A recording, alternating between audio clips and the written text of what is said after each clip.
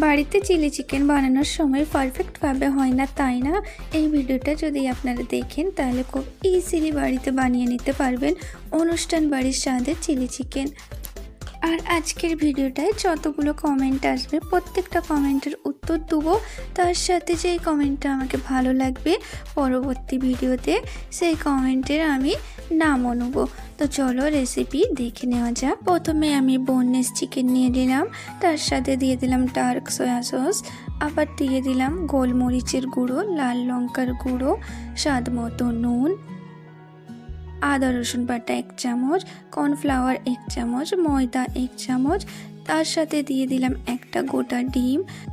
সব উপকরণ একসাথে মাখিয়ে সাইড করে রেখে দিলাম। আরেকদিকে আমি সসটা রেডি করে নিলাম। ডার্ক সয়া সস নিয়ে নিলাম 3 টেবিল স্পুন, টমেটো কেচাপ নিলাম 5 টেবিল স্পুন, তার সাথে দিয়ে দিলাম গ্রিন চিলি সস।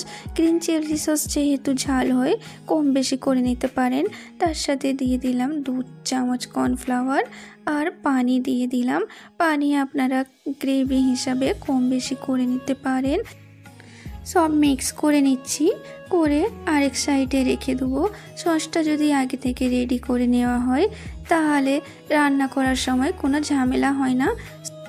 আরেক দিকে কড়া ভালো করে গরম করে সাদা তেল দিয়ে দিলাম, দিয়ে চিকেনগুলো এক এক করে দিয়ে দিচ্ছি।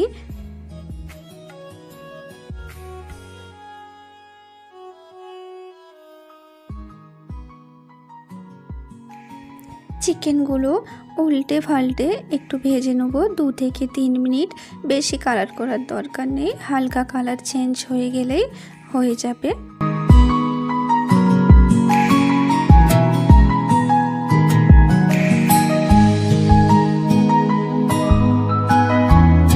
এইরকমভাবে যদি চিকেনটা ভেজে নেওয়া যায় তাহলে চিলি চিকেন খেতে খুবই জুসি হয়। খুব কড়া করে ভাজবেন না, 2 থেকে 3 মিনিট ভাজবেন।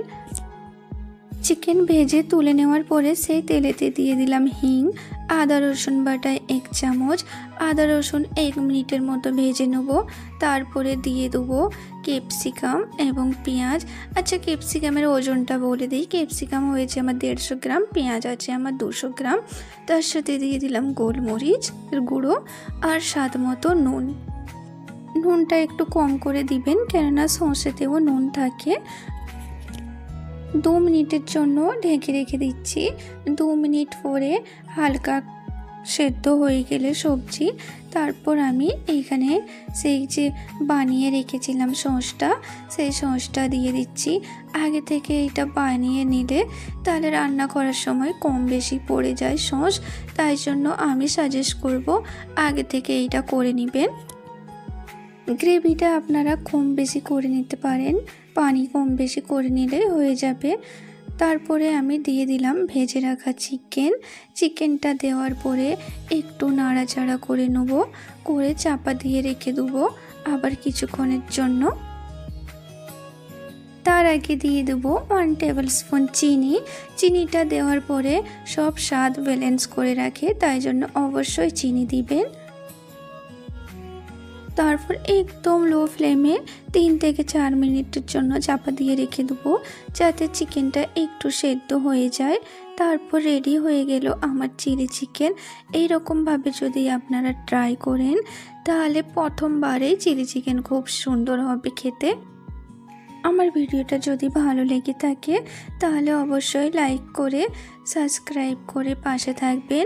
আজকের ভিডিওটা এখানে শেষ করলাম, আবার আসবো অন্য কোনো ভিডিও নিয়ে।